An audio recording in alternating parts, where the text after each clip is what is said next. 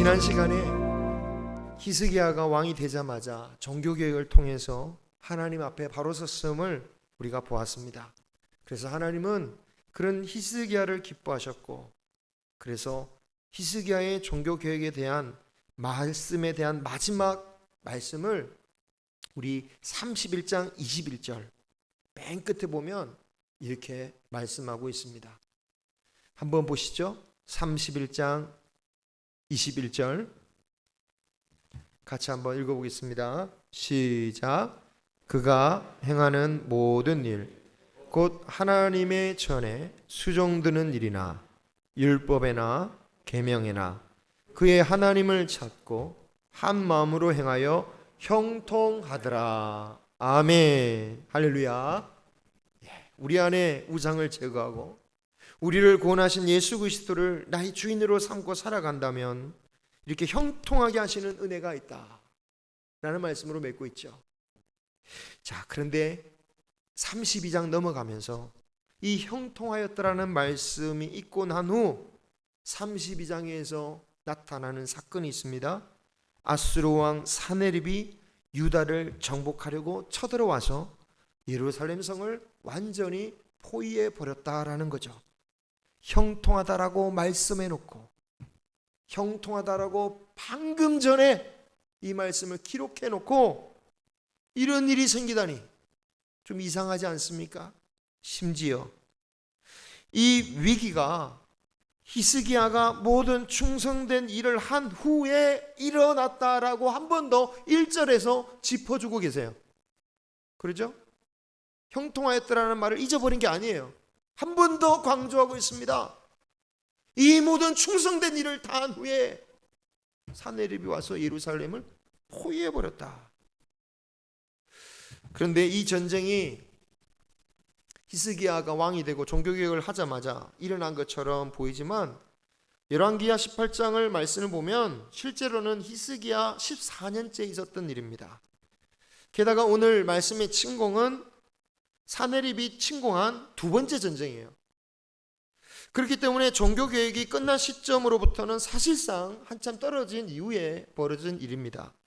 그런데 중요한 것은 역대기 말씀이 마치 충성된 일을 모두 다 한 이후에 겪는 것처럼 기록하고 있다는 거죠. 중요한 것은 그렇게 기록한 그것을 우리가 묵상해 내야 되는 거죠. 왜 성경은, 하나님은 우리에게 이렇게 말씀을 하고 계시는가? 그 가르침을 우리가 알아야 되겠죠. 왜 이렇게 말씀하셨을까?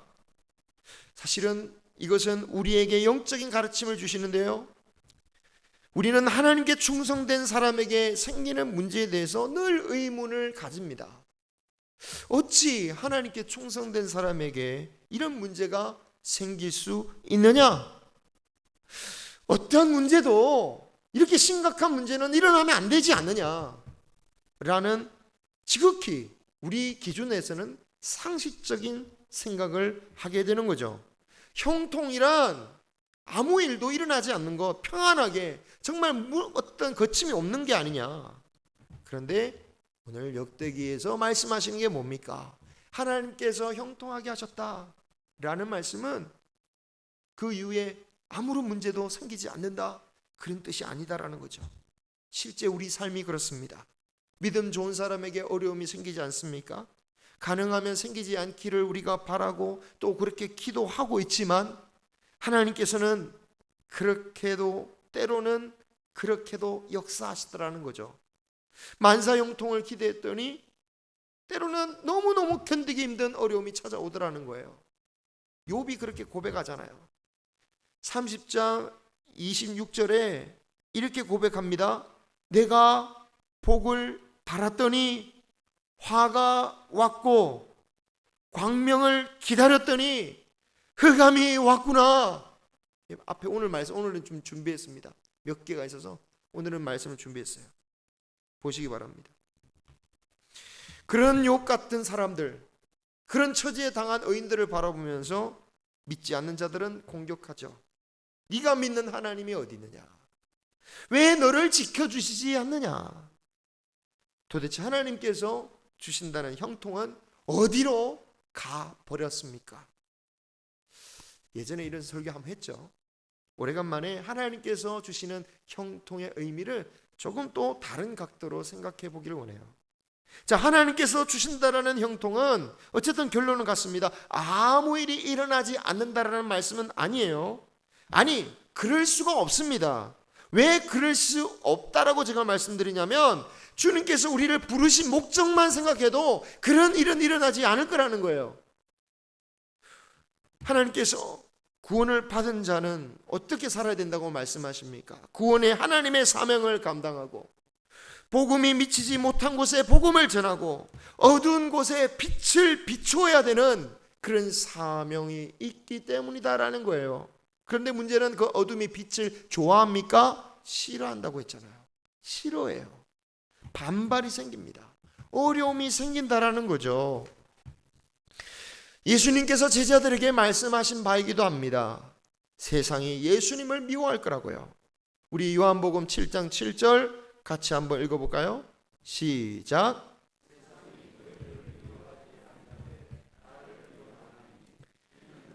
세상의 일들을 악하다고 증언함이라. 아멘.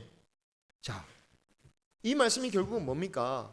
사람으로서는 사람을 미워하는 게 아니라 예수님을 미워한다. 그 말은 결국은 예수님을 믿고 예수님을 나타내고 예수님을 믿음으로 말미암아 어려움이 생길 수 있다라는 거예요. 그냥 살아가면 미움을 받지 않을 수 있죠. 그런데 세상이 미워하는 예수님을 따라간다면 똑같이 미움을 받을 수 있다라는 거예요. 그렇다면 도대체 믿음으로 형통하다라는 말은 어떤 뜻입니까? 무엇보다도 주님이 함께 하신다는 뜻이에요. 그렇게 하심으로 그 모든 일을 이기게 하시겠다. 주님은 이미 그 성부는 결정났다, 이겼다 라고 말씀하셨어요.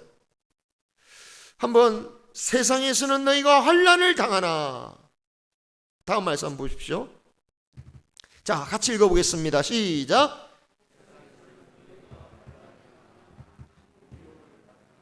담대 내가 세상을 이겼노라. 아멘. 예, 제가 가로 안에 있는 건 제가 집어넣었습니다. 환난을 왜 당합니까? 미워하니까 당하는 거죠. 그러니까 세상을 미워하는 거예요. 하지만 담대하라는 거예요. 왜? 내가 이겼다. 여기서 이겼다라는 그 구체적인 뜻이 뭡니까? 군대로 이겼다는 뜻이 아니잖아요. 권세를 내가 쟁취했다, 그런 말씀이 아니잖아요. 죄와 사망에서 내가 이겼다 라는 말씀인 것입니다. 그러므로 우리가 받는 형통함이란 것은 하나님께서 함께 하시고 주의 뜻을 우리를 통하여 구원을 이루신다. 우리가 주님 안에 거하기만 한다면 주님의 뜻을 우리의 삶과 우리의 그 헌신의 열매로 맺어지게 하실 것이다. 예수님은 우리가 주님이 우리 안에 거하면 우리가 열매를 맺을 수 있다라고 하셨잖아요. 자, 마지막 말씀 한번 우리가 잘 아는 말씀 한번 보겠습니다. 시편 3절 말씀입니다. 시작.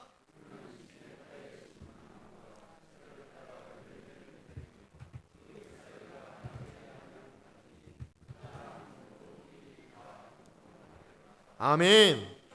자, 여기 보면요, 열매를 맺으며 란 말은 결국은 어떤 말입니까? 형통하리로다라는 말과 같은 말이죠. 그죠? 열매를 맺는다라는 말은 결국은 형통하다라는 말씀과 같은 말씀이라는 것을 알 수가 있습니다. 이 열매라는 게 뭡니까? 하나님께서 우리를 부르셔서 구원받는 자로서 우리를 부르신 목적의 결과물이 되겠죠. 우리를 부르신 목적, 그게 뭐로 나타납니까? 열매로 나타나는 거잖아요. 그리고 열매가 맺어지는 것이 형통해지는 것입니다. 그런데 열매가 어떻게 맺어집니까? 철을 따라 맺어진다. 철을 따라. 이 철을 따라라는 말씀이 의미심장합니다.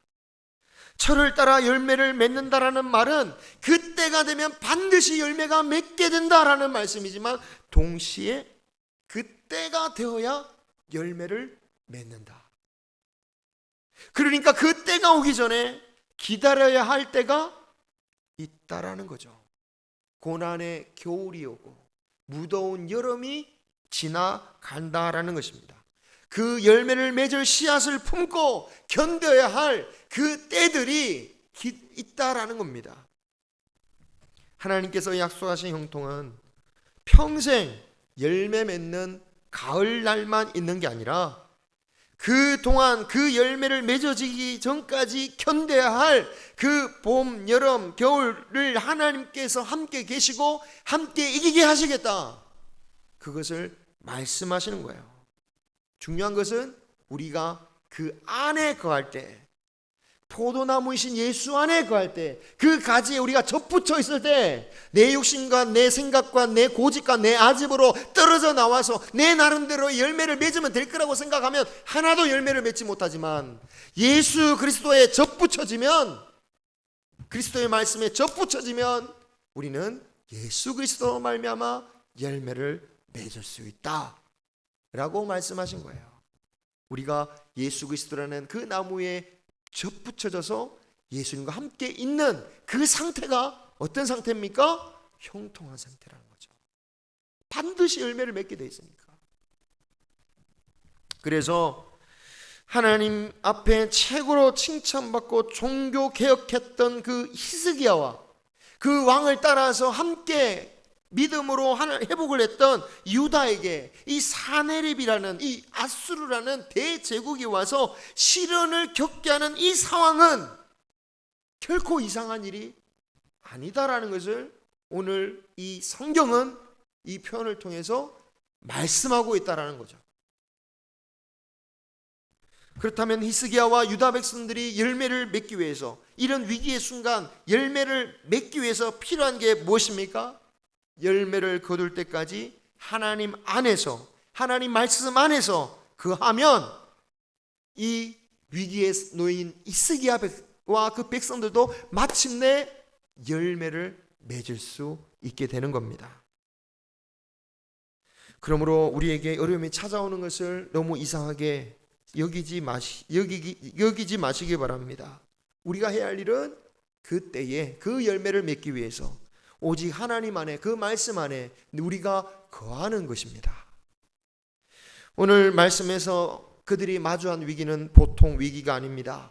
히스기야가 왕이 되고 4년이 되던 해에 유다보다도 강했던 북이스라엘이 이 아수르에 의해서 완전히 멸망해 버렸죠. 그리고 10년이 지나서 이제 유다마저 정복하겠노라고 침공해 온 겁니다. 처음, 두 번째 침공이라고 했잖아요. 오늘 말씀은 첫 번째 침공 때는 그 믿음 좋은 히스기야가 어떻게든 위기를 모면하려고 왕궁에 있는, 그리고 성전에 있는 그 모든 은과 금의 그 물건들을 다 바치고, 그것도 부족해서 성에 은칠 금칠된 것까지 다 긁어내가지고 그냥 금 있는 거 싹 긁어가지고 바쳤어요. 우리를 한 번만, 우리 이거 바칠 테니까 우리를 침공하지 말아달라고 받아가지고 간 이후에, 그러나 그거 갖고 만족할 아수르가 아니라 완전히 다시 한번 오겠다고 완전히 다시 한번 침공해 온 것입니다. 그런 히스기야의 모습이 믿음이 없다라고 할 수도 있겠지만, 어쩌보면 히스기야가 할 수 있는 최선을 다해서 어떻게든 나라를 지키려고 했던 거죠. 하지만 그렇게 모든 것을 바치고도 결국은 해결할 수 없었고, 두 번째 침공 때에는 더 이상 내어줄 것도 없어서 이제는 어쩔 수 없이 전쟁을 준비해야 했습니다. 히스기야는 방백들과 그리고 용사들과 더불어서 일단 성문 밖에 있는 모든 물들을 다 막았다. 그러니까 물 공급을 차단시킨 거죠.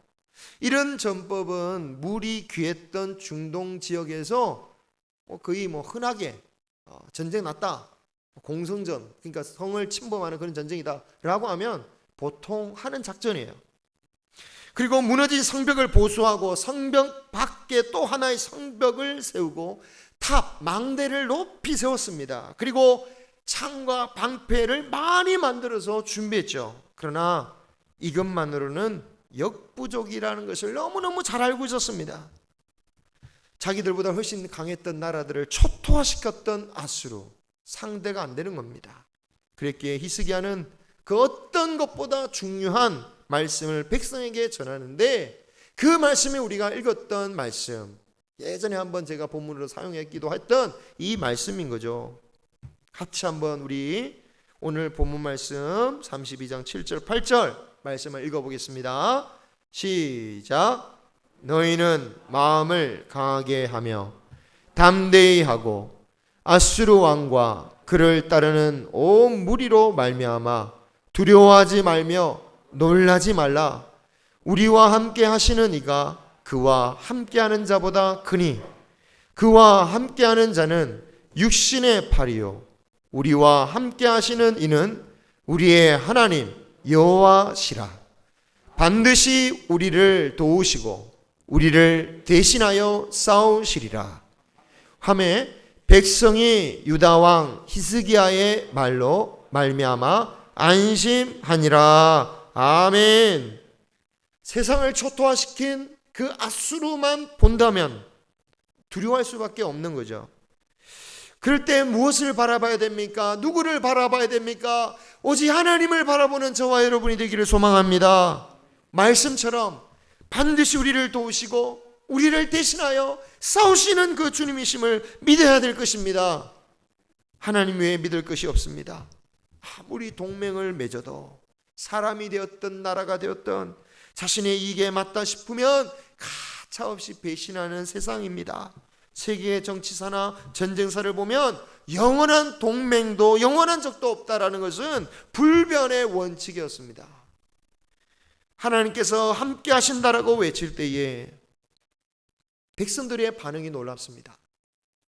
8절에 보니까 백성들이 그 말을 듣고 안심했다고 그래요. 안심이라는 말이 걱정 없이 마음을 편하게 지녔다라는 뜻인지라, 야, 백성들이 그 말 한마디 듣고 마음이 확 편해졌구나 라고 생각할 수 있겠지만, 원어적으로 보면은 용기를 얻게 되었다, 또 의지하게 되었다 라는 정도의 뜻이에요. 걱정이 없어진 게 아닙니다. 근심이 사라진 게 아니에요. 더 의지하는 거예요. 걱정이 있지만, 두렵지만 그 말씀을, 그 말을 더 붙잡는 거예요. 그 시대의 백성들이 믿음이 특출나죠. 이렇게 그 말 한마디에 그들이 믿음이 생긴 것은 아니라 봅니다. 다만 그들에게는 신뢰할 만한 지도자가 있었죠. 히스기야. 물론 그 히스기야를 향한 그 신뢰는 히스기야의 스스로에게서 나오는 건 아닙니다.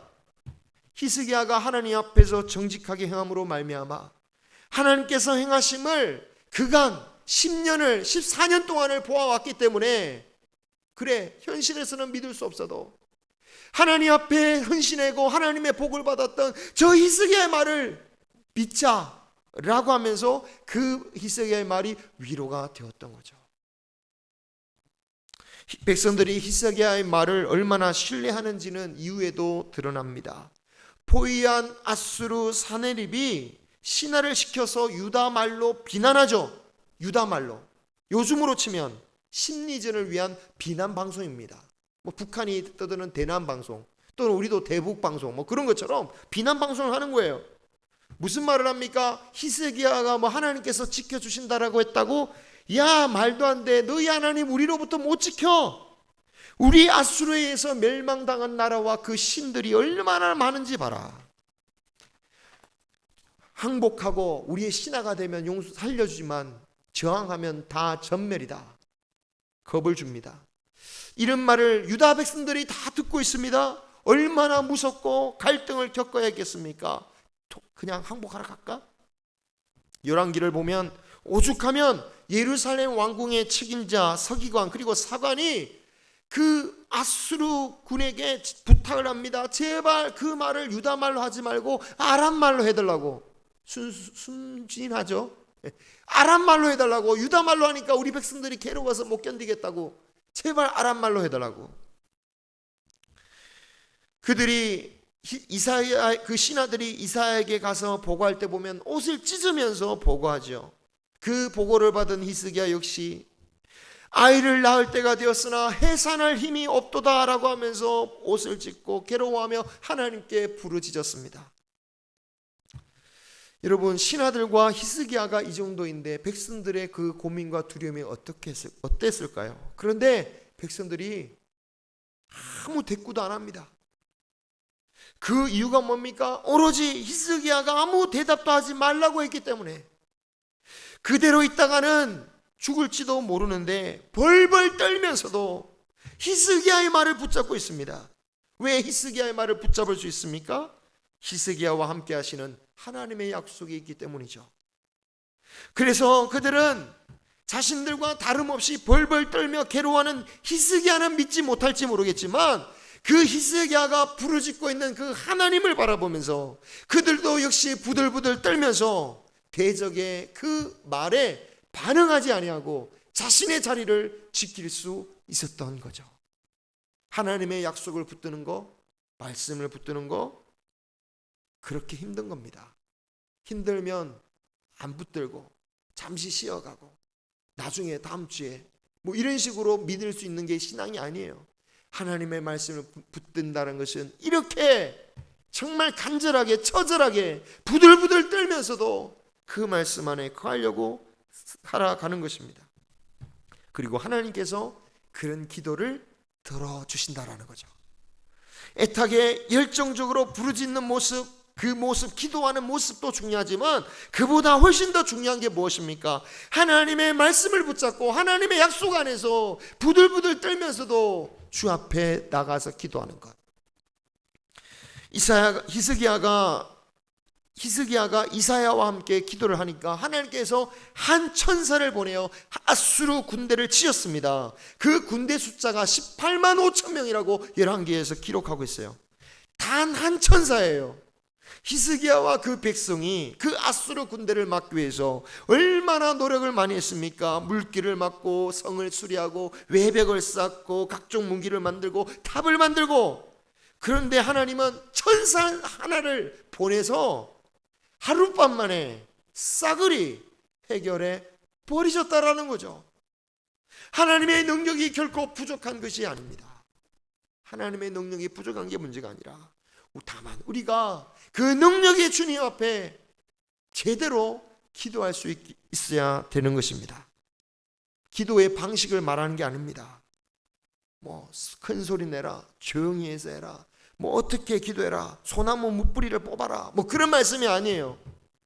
열정과 끈기 있게 기도하는 것은 당연한 것이지만 이런 기도의 방식을 말하는 게 아니라 하나님의 말씀 안에서 기도하는 것입니다.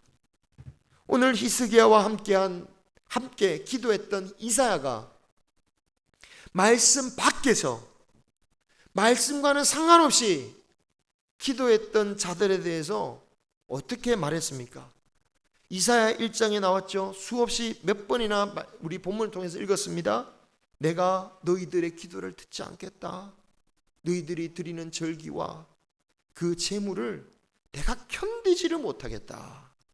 아무리 열정적으로 철저하게 제사를 드리고 기도를 드린다고 해도 너희들이 말씀 밖에서 불의를 행하고 하나님의 말씀을 떠나서 살아가면서 다른 형제를 돌보지 않고 괴롭히고 다른 자의 것을 빼앗으면서 너희 밑에 있는 자들을 착취하면서 살려달라고 손을 들고 기도하는 거 나는 듣지 않겠다. 그렇게 그런 말씀을 전했던 사람이 이사야였어요. 그런데 그 이사야가 지금 히스기야와 함께 합심하여 기도하고 있는 겁니다. 왜입니까? 히스기야가 하나님 말씀 안에 거한 사람이지 않습니까? 그 백성들이 하나님의 말씀을 붙들고 부들부들 떨고 있잖아요. 그런 자들을 위해서 이 이사야 선지자가 함께 기도하고 있는 것입니다. 그때 하나님은 히스기야의 기도를 들어주셨고 승리를 안겨주셨고 23절을 보시면 승리할 뿐만 아니라 모든 나라의 눈에 존귀하게 되는 영광을 얻게 되었다. 23절 보십시오. 히스기야가 그냥 승리만 한 게 아니라 그 승리를 통해서 간신히 살아남은 게 아니라 오히려 모든 나라가 존경할 수밖에 없고 함부로 할 수 없는 정말 유다를 함부로 할 수 없고 우러러볼 수밖에 없는 놀라운 영광, 이게 바로 형통 아니겠습니까? 이게 형통이죠. 말씀 안에서 거했더니 때가 되어 형통하게 되었다. 열매를 맺게 되었다. 이게 바로 히스기야의 형통이더라는 것입니다. 지난 월요일 말씀을 준비하면서 여러분들도 아마 이렇게 깜짝 놀라셨다가 안심하신 사건, 아침에 갑자기 이렇게 질병, 의심 사례가 발생했다. 오전 내내 끙끙 앓았습니다. 저도 주야 어찌합니까? 어찌합니까? 검사 결과가 묻기가 두려워서 이 길을 안 나오는 거 보니까 그렇게 됐나 보다, 그렇게 생각하고 있어요. 그런데 무사함을 알고 얼마나 감사했던지. 하지만 우리가 열매를 맺기 위해서는 때로는 겨울이 얼마든지 올 수 있다는 것을 우리는 항상 기억해야 됩니다. 우리가 어떤 겨울을 맞이하건 마침내 열매를 거두려면 그 겨울의 말씀 안에 거하며 주 앞에 기도하는 거예요. 아수르의 침공이 히스기야가 하나님께 충성된 일을 한 후에 찾아왔다라는 것은 우리가 어쩌면 바른 믿음으로 살아가려 할 때에 충성했더니 헌신했더니 위기가 찾아올 수도 있다는 것을 보여주고 있는 겁니다. 그때가 마귀가 공격하기 딱 좋은 타이밍 아닙니까? 그죠?